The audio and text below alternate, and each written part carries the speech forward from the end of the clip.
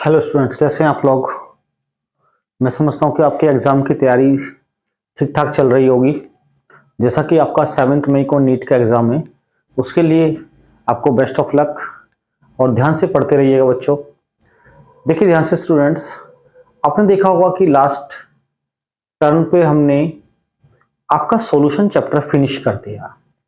उसकी पूरा का पूरा थॉरेटिकल पोर्शन हम लोग फिनिश कर चुके हैं और अब हम देख रहे हैं कि आप लोगों को जो स्टार्ट किया बच्चों हमने, वो किया है इलेक्ट्रोकेमिस्ट्री।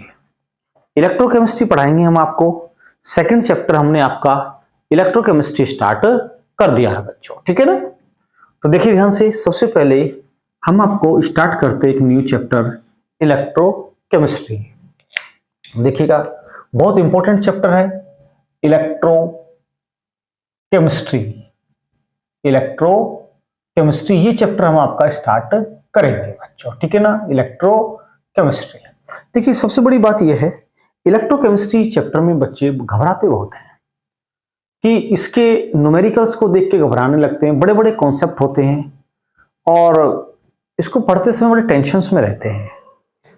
क्या गलती करते हैं बच्चे कि डायरेक्ट न्यूमेरिकल करने स्टार्ट कर देते हैं इसके, और डायरेक्ट रटे रटाए फार्मूले पे एक दो न्यूमेरिकल इजीली कर लेते हैं, लेकिन जैसी थोड़ी सी प्रॉब्लम टफ आती है वो बच्चे फ्लॉप हो जाते हैं, कर नहीं पाते इसमें। तो मेरा कहने का मतलब ये क्या है कि सबसे पहले इस चैप्टर के कम से कम स्टार्टिंग के मेरे 4 लेक्चर ध्यान से समझिए, एक एक पॉइंट को अपनी नोटबुक में नोट करिए, सारे कॉन्सेप्ट क्लियर करिए और फिर धीरे धीरे हम न्यूमेरिकल्स पर चलते हैं। इजी टू टफ की तरफ चले जाएंगे।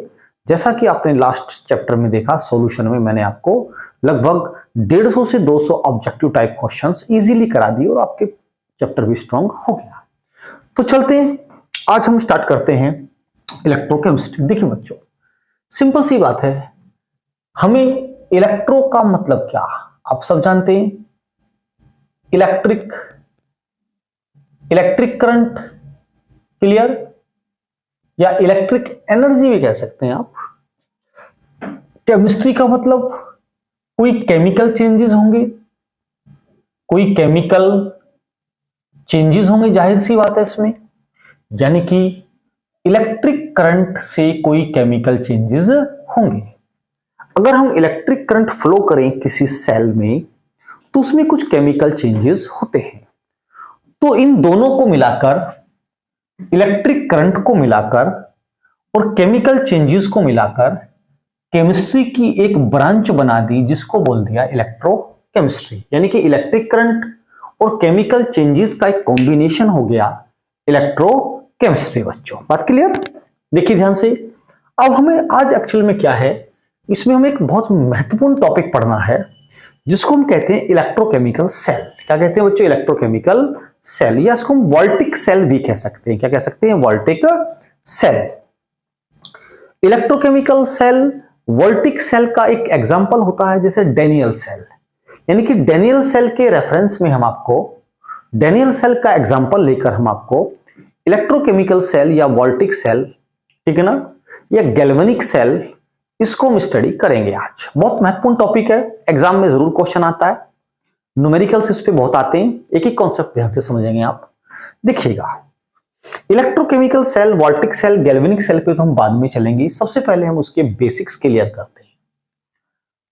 हमारे पास ये एक वेसल है बच्चों, यानी कि एक टावर है, एक वेसल लिया हमने। इसमें क्या किया हमने, एक इलेक्ट्रोड डाल दिया।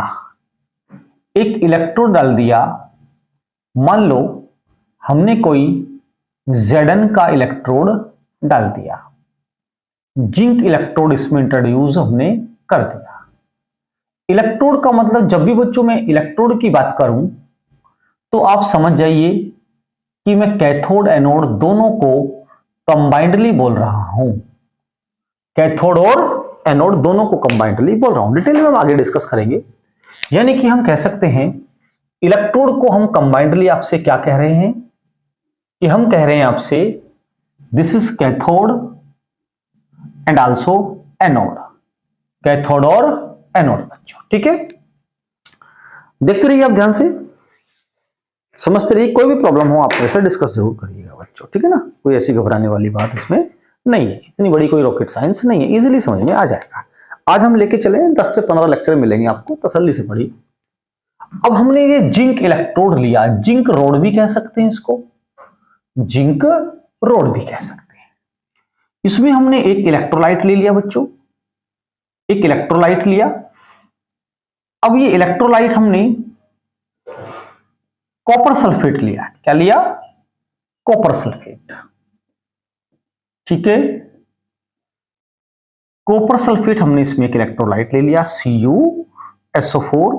दिस इज इलेक्ट्रोलाइट, इलेक्ट्रोलाइट हमने इसके अंदर एक इंट्रोड्यूस कर लिया। इसके अंदर बच्चों, इस वेसल के अंदर। अब देखिए ध्यान से, अब ये जो कॉपर सल्फेट होता है ये एक्चुअल में ब्लू कलर का होता है। कैसा होता है बच्चों? ब्लू कलर का कॉपर सल्फेट होता है, ठीक है। CuSO4 में हमारे पास जो ये Cu2 पॉजिटिव चार्ज होता है, इसी की वजह से ही इस सॉल्यूशन का कलर ब्लू होता है। क्या होता है? ब्लू होता है बच्चों, ठीक है। अब हमने देखा इसमें केमिकल प्रोसेस हुआ, केमिकल प्रोसेस हुआ तो ये केमिकल प्रोसेस कैसे होने लगा कि जो CuSO4 था ये आयोनाइज हो गया इसमें Cu2 positive plus SO4 minus minus, clear. इसमें आयोनाइज हो गया कॉपर सल्फेट। अब इस रोड पर क्या थी? Zn थे। यहां से Zn इसके अंदर आने लगे, किसके अंदर आने लगे बच्चों? इस सॉल्यूशन में आने लगे। धीरे धीरे Zn पॉजिटिव के रूप में इसमें आने लगे। बात क्लियर? धीरे धीरे जैसे इसमें आने लगे तो जो इसका साइज था वो धीरे धीरे डिक्रीज होने लगा, यानी कि इसका वेट डिक्रीज होने लगा। भाई इसने 2 इलेक्ट्रॉन डोनेट कर दिए, एक्वस सॉल्यूशन में आने लगे। जो Zn मेटल थी ये एक्वस सॉल्यूशन में कन्वर्ट हो गई, ठीक है ना। एक्वस सॉल्यूशन में कन्वर्ट हो गई, यानी क्या हुआ? Zn जो कन्वर्ट हुआ वो कैसे हुआ? Zn कन्वर्ट हो गया Zn2 पॉजिटिव में, यानी कि इसने 2 इलेक्ट्रॉन गेन भी करे। बात क्लियर? तो आप देख रहे हैं ऑक्सीडेशन नंबर 0 और यहां पर प्लस के 2, तो क्या हुआ? ऑक्सीडेशन हुआ। क्या हुआ बच्चों? ऑक्सीडेशन हुआ। अब हमारे पास 2 प्रोसेस हुए। क्या हुए कि कॉपर सल्फेट का जो ब्लू कलर था वो Cu++ की वजह से था, ठीक है। अब कॉपर सल्फेट आयोनाइज हो गया, Cu++ अलग, SO4 माइनस माइनस अलग। एक प्रोसेस तो ये हुआ। तो क्या हुआ पहला प्रोसेस कि इसके अंदर क्या हुआ कि जो ब्लू कलर था, ब्लू कलर वो डिसअपियर हो गया। क्या हो गया बच्चों? डिसअपियर होने लगा धीरे धीरे, क्योंकि Cu+ में कन्वर्ट हो गया, ब्लू कलर डिसअपियर होने लगा। दूसरा जो हमारे पास, ठीक है ना, ध्यान देना, जो Zn मेटल थी, जो Zn मेटल थी बच्चों, ये धीरे धीरे एक्वस सॉल्यूशन में आने लगी, यानी कि Zn आने लगा Zn2 पॉजिटिव में 2 इलेक्ट्रॉन डोनेट करने के बाद, ठीक है। Zn 2 इलेक्ट्रॉन डोनेट करने के बाद, ठीक है। अब ये इसमें कन्वर्ट हो गया, तो यहां पर प्रोसेस हो गया ऑक्सीडेशन का। क्या हुआ बच्चों? ऑक्सीडेशन का प्रोसेस हो गया। क्लियर? ऑक्सीडेशन का प्रोसेस हुआ, एक तो ये हुआ। दूसरा कि जिंक रोड का जो वेट था वो रिड्यूस होने लगा, क्योंकि Zn यहां से एक्वस सॉल्यूशन में in the form of Zn+ आ गया। इसको हम यहां पर एक्वस लिख सकते हैं AQ, यानी कह सकते हैं reduced zinc rod weight. Zinc rod का वेट रिड्यूस होने लगा। बात क्लियर? दूसरा जो ये Cu++ था, ये Cu++, ठीक है, +2, ये 2 इलेक्ट्रॉन जो इसने डोनेट किए, ठीक है, वो इसने एक्सेप्ट कर लिए। और क्या हुआ? ये Cu बन गया और Cu का प्रेसिपिटेट नीचे डिपॉजिट हो गया। Cu का प्रेसिपिटेट नीचे डिपॉजिट हो गया और ये बच्चों रेड कलर का होता है। कैसा होता है? रेड कलर, ठीक है, कॉपर रेड कलर का होता है। तो red PPT is formed, red PPT is formed. तो इस सेल के अंदर क्या होने लगा? देखिए कितने फिनोमिनन होने, रेड पीपीटी इज फॉर्म्ड, देख रहे हैं आप। तो आप देख रहे होंगे इस सेल के, एक ही सेल के अंदर हो रहा है और ये स्पॉन्टेनियस प्रोसेस है। कैसा बच्चों? Spontaneous process. अब जो स्पॉन्टेनियस प्रोसेस होता है, यानी कि ये एक स्पॉन्टेनियस रेडॉक्स प्रोसेस हो गया, या रेडॉक्स रिएक्शन कह सकते हैं। स्पॉन्टेनियस रेडॉक्स प्रोसेस क्यों हुआ? यहां देख रहे हैं आप, ऑक्सीडेशन हो रहा है इसका, ये 2 इलेक्ट्रॉन गेन कर रहा है तो ऑक्सीडेशन नंबर +2 से 0 हो रहा है, रिडक्शन हो रहा है। तो जहां ऑक्सीडेशन रिडक्शन दोनों होते हैं तो वहां पर एक रेडॉक्स रिएक्शन होती है और अपने आप ही हो रहा है, स्पॉन्टेनियस प्रोसेस हो रहा है। और स्पॉन्टेनियस प्रोसेस के लिए आप जानते हैं डेल्टा जी <1 होता है। गिब्स फ्री एनर्जी आपने 11th क्लास में पढ़ा होगा। गिब्स फ्री एनर्जी <0 होता है स्पॉन्टेनियस प्रोसेस के लिए। स्पॉन्टेनियस प्रोसेस क्या होते हैं? अपने आप ही होते रहते हैं, जैसे पहाड़ों से मैदानों की तरफ नदियों का बहना, या रेगुलर झरनों का बहता रहना, high altitude to lower altitude, या हीट का high temperature to lower temperature flow होना without doing any work. Clear? तो these are the spontaneous process. ऐसे इसके अंदर स्पॉन्टेनियस प्रोसेस होता है। और स्पॉन्टेनियस प्रोसेस होता है अपने आप, तो जो हीट होती है वो लिबरेट होती है। क्या होती है बच्चों? हीट लिबरेट होती है। हीट लिबरेट हुई तो हमने देखा कि जो टेम्परेचर था बच्चों, जो टेम्परेचर था इस सॉल्यूशन का वो इंक्रीज होने लगा। क्या होने लगा? इंक्रीज। तो हमने क्या किया, इसमें बच्चों एक थर्मामीटर डाल दिया। क्या डाल दिया? एक थर्मामीटर डाल दिया। This is thermometer. तो इससे हम रीड कर सकते हैं, यानी कि थर्मोमीटर। एक हमने इसके अंदर थर्मामीटर ऐड कर दिया। ये पूरा जो रेडॉक्स प्रोसेस हुआ, स्पॉन्टेनियस रेडॉक्स प्रोसेस, इसमें क्या हो रहा है आप देख रहे हैं कि जो हीट है वो हीट जो है वो लिबरेट हो रही है। और हीट लिबरेट होने की वजह से क्या हो रहा है बच्चों, आप देख रहे होंगे कि सॉल्यूशन का टेम्परेचर इंक्रीज हो रहा है। और जो हीट है वो इस टेम्परेचर को इंक्रीज कर रही है, लेकिन हमें कुछ गेन नहीं हो पा रहा, हम इससे इलेक्ट्रिक करंट नहीं ले पा रहे। यानी कि जो एनर्जी है, ठीक है ना, वो हीट की फॉर्म में चेंज हो रही है। जो एनर्जी है बच्चों हीट की फॉर्म में चेंज हो रही है, यानी कोई करंट फ्लो नहीं हो पा रहा है, करंट हम ले नहीं पा रहे। तो ये एक बेसिक कॉन्सेप्ट हुआ। इसको ध्यान में रखते हुए फिर हमने क्या किया कि एक इलेक्ट्रोकेमिकल सेल जनरेट किया, एक वोल्टिक सेल जनरेट किया, या कह सकते हैं एक डेनियल सेल का एग्जांपल लेकर हम इसको स्टडी करेंगे बच्चों, ठीक है ना। तो देखिए ध्यान से, इसको आप नोट कर सकते हैं, फिर हम आगे बढ़ते हैं। तो एक एक पॉइंट ध्यान से समझेंगे बच्चों, बहुत इंपॉर्टेंट टॉपिक आने वाला है, ठीक है। सुनिए ध्यान से, काफी सारे पॉइंट होंगे इसमें, हमें काफी स्पेस भी चाहिएगा, ठीक है। ये पॉइंट्स आप नोट कर लीजिएगा, इन्हीं पर आपको क्वेश्चंस मिलेंगे बच्चों। और देखो आप लोग बहुत मेहनत कर रहे हैं सभी बच्चे क्लासेस के, और रेगुलर आप मेहनत करते रहिए। और आप देख भी रहे होंगे 4 संडे हो गए हमें आपको क्लास लेते लेते, रेगुलर तैयारी करते करते। तो आप लोग भी मेहनत कर रहे हैं, 1-2 स्टूडेंट को छोड़कर अधिकांश बच्चे आप लोग मेहनत कर रहे हैं, ठीक है।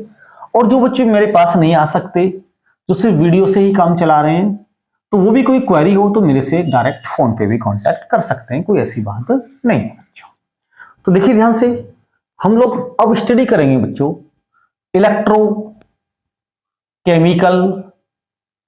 इलेक्ट्रोकेमिकल सेल, या कह सकते हैं गैल्वेनिक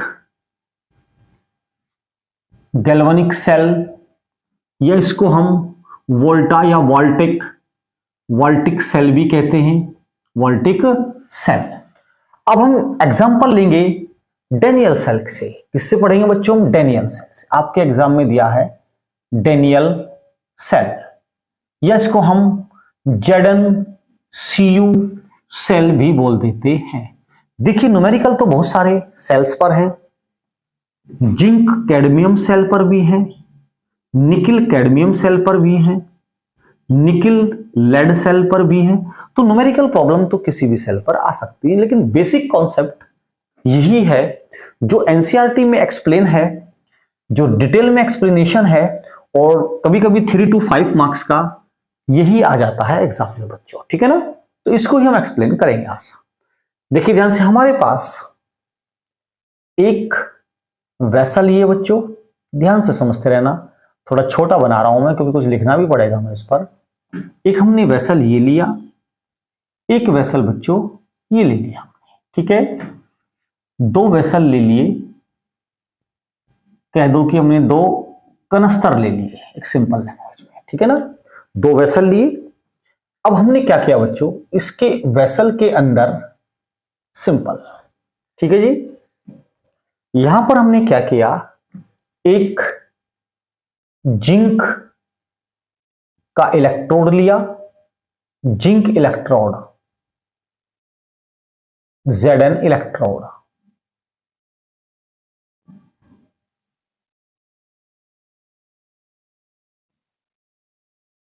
ये हमने बच्चों जिंक इलेक्ट्रोड लिया, Zn इलेक्ट्रोड, और ये हमारे लिए यहां पर नेगेटिव चार्ज और act as a anode, act as a anode बच्चों, ठीक है ना। अब हमने यहां पर क्या लिया, एक कॉपर इलेक्ट्रोड लिया, क्या लिया बच्चों, कॉपर का इलेक्ट्रोड ले लिया एक, इस पे मैंने कॉपर का एक इलेक्ट्रोड लिया। ये ध्यान से समझते रहिए आप, एक एक चीज आपको बारीकी से समझाएंगे बिल्कुल। दिस इज कॉपर इलेक्ट्रोड, इस पे negative charge, act as a cathode, act as a, देखो यहीं पर है, कैथोड नेगेटिव है और एनोड पॉजिटिव है, एनोड नेगेटिव है और कैथोड कैसा बच्चों, पॉजिटिव है, कैथोड कैसा बच्चों, पॉजिटिव है। ये केस यहीं पर है, जबकि पूरी फिजिक्स में या इसके अलावा, इस टॉपिक के अलावा पूरी केमिस्ट्री में हम एनोड को पॉजिटिव लेके चलते हैं, कैथोड को नेगेटिव लेके चलते हैं, और फिजिक्स में भी हम ऐसे ही लेके चलते हैं, एनोड को पॉजिटिव, कैथोड को नेगेटिव। लेकिन इस सेल में ही कुछ ऐसा है, आप ध्यान से समझिएगा, ठीक है। तो हमारे पास ये Zn इलेक्ट्रोड था, इसके अंदर इसी मेटल का हमने इलेक्ट्रोलाइट ले लिया बच्चों, इसी मेटल का एक इलेक्ट्रोलाइट ले लिया। इसी मेटल का क्यों लिया, ये एक बहुत बड़ी एक फिनोमिनन है जो इसके बाद पढ़ाएंगे हम आपको, रिडक्शन पोटेंशियल, उसमें आपको बताएंगे। तो हमने क्या लिया, ये ZnSO4 ले लिया, जिस मेटल का आपने रॉड लिया, इलेक्ट्रोड लिया, उसी मेटल का आपने इलेक्ट्रोलाइट लिया। एक इलेक्ट्रोलाइट इसमें भी लिया। मैं समझता हूं कि अब आप समझ गए होंगे कि इसमें हमने इलेक्ट्रोलाइट किसका लिया, हमने बच्चों इसके अंदर जो इलेक्ट्रोलाइट लिया, बता दीजिएगा, आवाज नहीं आ रही, वो हमने लिया कॉपर सल्फेट का। यानी कि जिस मेटल का आपने रॉड लिया, उसी मेटल का आपने इलेक्ट्रोलाइट लिया, मैं समझता हूं, ठीक है बच्चों। तो ध्यान से समझते रहिएगा आप लोग, ठीक है ना। अब सुनिए ध्यान से, हमारे पास क्या होता है, देखिए ध्यान से, act as a anode, act as a cathode. अब क्या होता है बच्चों, ध्यान से देखिएगा, यहां से इस जिंक रोड से जो Zn है वो इस सॉल्यूशन में आता रहता है, Zn plus, Zn plus, Zn plus plus, ठीक है जी, इस सॉल्यूशन में कलेक्ट होता रहता है।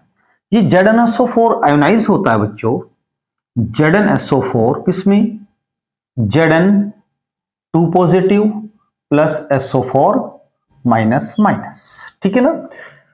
अब ये Zn2 पॉजिटिव, ये क्या करता है, Zn यहां से ऐसे इसमें आ गया बच्चों, ये इसमें क्या करता है Zn, ये 2 इलेक्ट्रॉन डोनेट करता है, तभी तो Zn2 पॉजिटिव बनता है।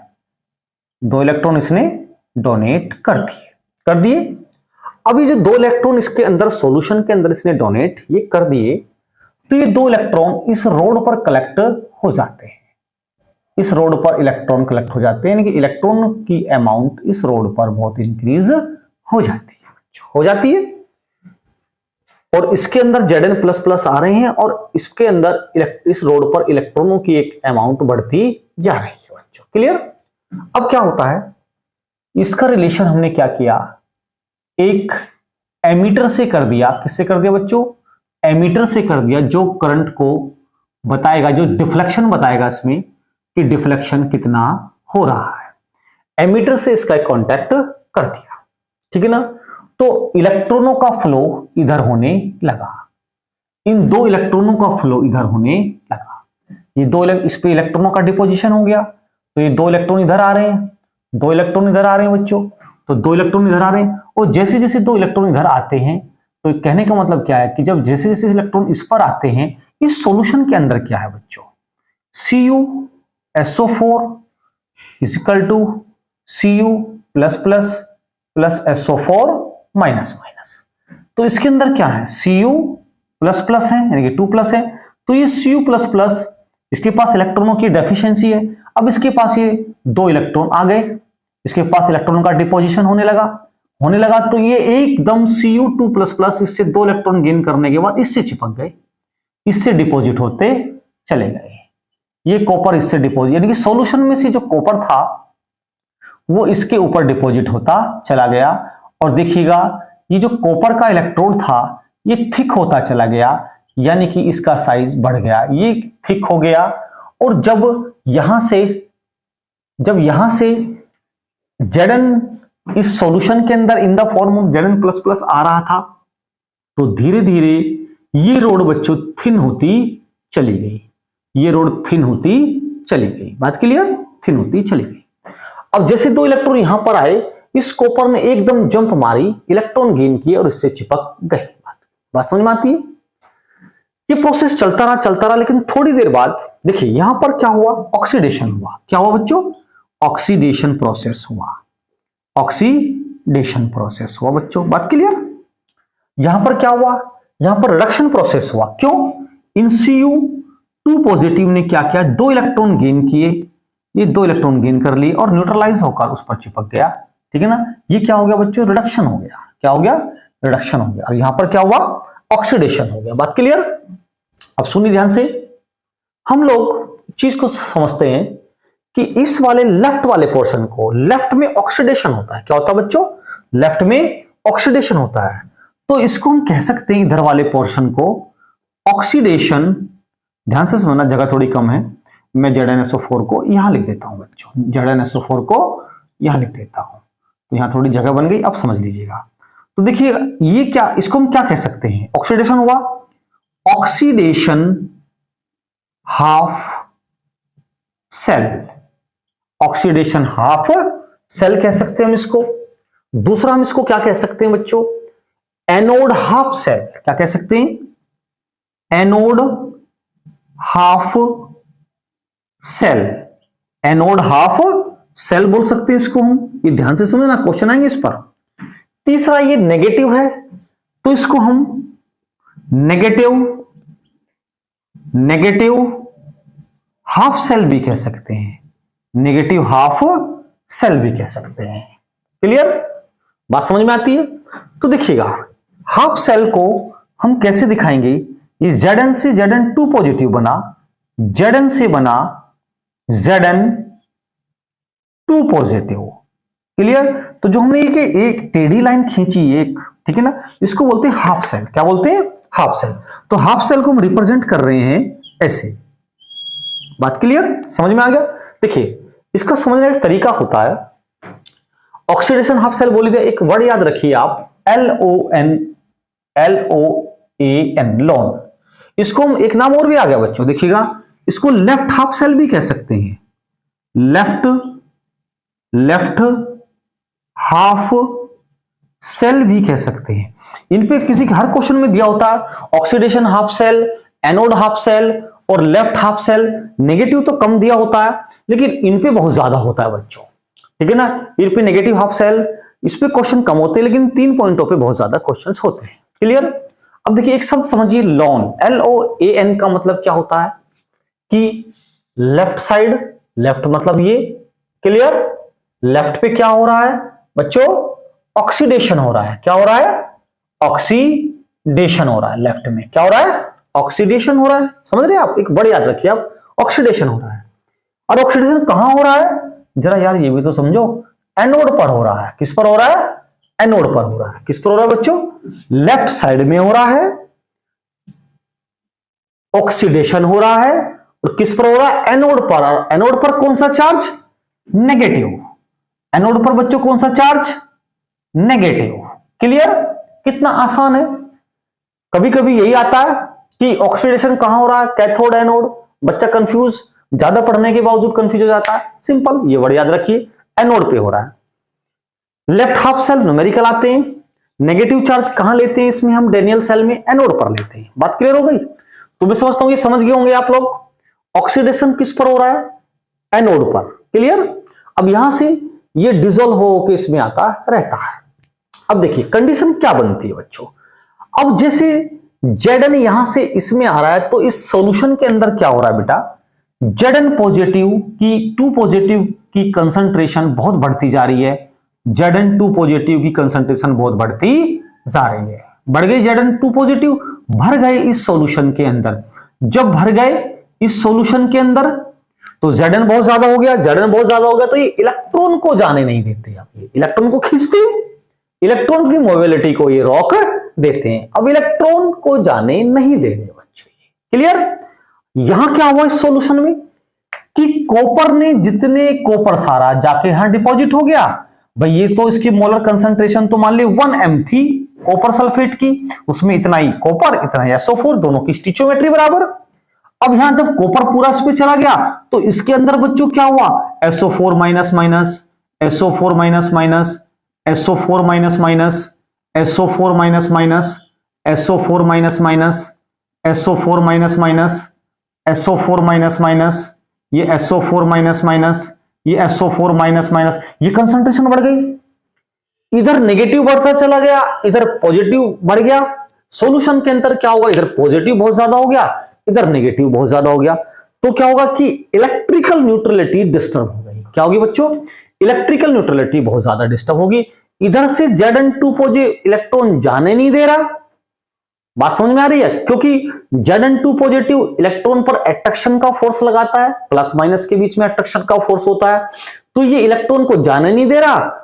और अगर कुछ इलेक्ट्रॉन जा भी रहे हैं तो सॉल्यूशन के अंदर SO4 माइनस माइनस है और माइनस SO4 के ऊपर है, इलेक्ट्रॉन के ऊपर भी माइनस है, तो ये इस पर एक रिपल्सन का फोर्स लगा रहा है, ऊपर को भगा रहा है, उल्टे इलेक्ट्रॉन भगा रहा है। इधर से जा नहीं पा रहे, कुछ गए भी तो इधर से भगा रहा है, तो इलेक्ट्रिकल न्यूट्रलिटी डिस्टर्ब होगी, करंट का फ्लो होना बिल्कुल बंद हो गया।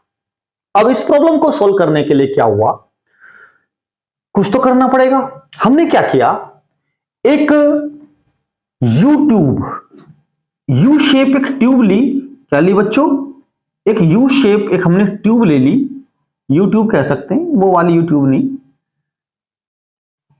जिस पर आप देख रहे हैं। एक हमने एक यू शेप ट्यूब ले ली, इसके अंदर एक हमने पोरस प्लग लगा दिया। क्या लगा दिया बच्चों?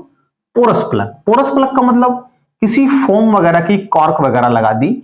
This is known as porous plug.